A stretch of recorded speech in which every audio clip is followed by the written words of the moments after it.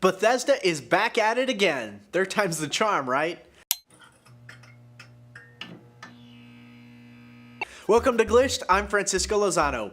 Bethesda's newest endeavor, Creation Club, is live. Back in June, the Creation Club was announced on the developer stage at E3. Since the announcement, players have been waiting to see what exactly it's all about. But could it just be Bethesda's newest attempt at paid mods? According to Bethesda, the Creation Club is different from mods that normally come from fans, in that they are fully curated and compatible with the official main game, official add-ons, and achievements.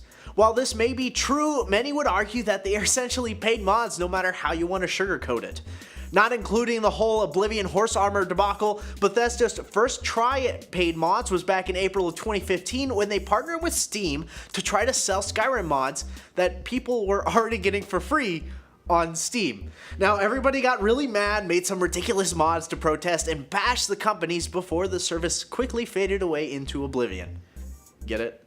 Now, one instance that has already begun upsetting fans is that some of these add-ons found in the Creation Club can already be found elsewhere for free. For instance, the Hellfire Power Armor, a nod to Fallout 3's Broken Steel expansion, it can be found on the Creation Club for around $5 or $6, but it can also be found on Nexus Mods for free. The fact that both of these options exist has angered some people, and that is understandable. I mean, if I knew I was paying for something that somebody else was getting for free elsewhere, I might get a little bit ticked off too. Right now, Bethesda is still preaching that the service is different from mods that you can download for free, and if that is true, maybe there's some possibility of a whole point to this whole paid mod system. If Bethesda can guarantee that these mods through the Creation Club will not mess up our games and equipment, there might be some worth to the system. I love getting trophies, and I also love playing a beautiful Skyrim. And to anyone who's ever installed a mod for a game, the possibility that it might mess up either your game or your system because of the mod is always there. Spending 170 hours on Skyrim only to find out a mod has broken the main quest is not very fun, especially when you didn't get any freaking trophies for any of the stuff you've done.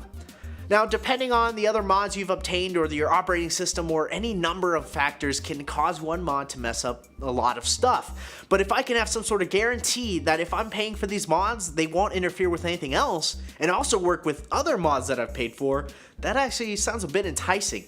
It's like buying name brand instead of generic. So while all that simmers in your mind, let's do a rundown of all the Creation Club really offers. First off, Creation Club will have everything from weapons and apparel to new characters, places, and gameplay. The club will be available to players through an in-game digital marketplace in Fallout 4 at the moment, though Skyrim Special Edition is down the road. The PlayStation 4, Xbox One, and PC versions of the game will all have the service. Another interesting part of this whole system is that by providing a marketplace for additional content, does provide an organized way for modders to get paid for the content they create. While some current modders make money from things like pay-what-you-want sites or Patreon-type outlets, the immense amount of work these individuals put into their creations don't tend to amount to much of anything in the way of paychecks. Unless you're really good and the developer hires you because of your mod, but those instances are far and few between. Plus, it is still possible through the Creation Club to get hired. I mean, Bethesda actually has to go through and approve it each and every single one of them. So how do you guys feel about the Creation Club? Is it just a bunch of paid mods? Well, let us know what you think in the comments down below. I guess it's time I go back to the threads and hate on horse armor some more. But in the meantime, remember to like and subscribe to stay up to date with all your gaming news. This was Glitched, and I'll see you next time. Few and far between. Yeah, I mean, I assume that's what it says in the script. You English people. English people?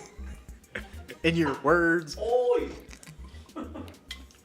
Oi, Bethesda's back at it again.